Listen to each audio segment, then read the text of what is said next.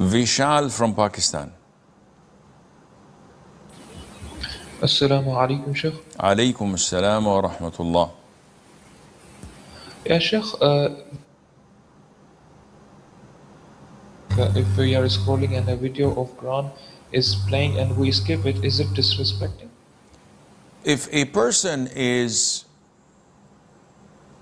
searching or wandering around the net and he finds a video with Quran or a lecture and he doesn't want to listen to it and he skips it, this is not disrespectful because he doesn't have the intention to listen to it. So there is nothing wrong in that and it's not sinful at all.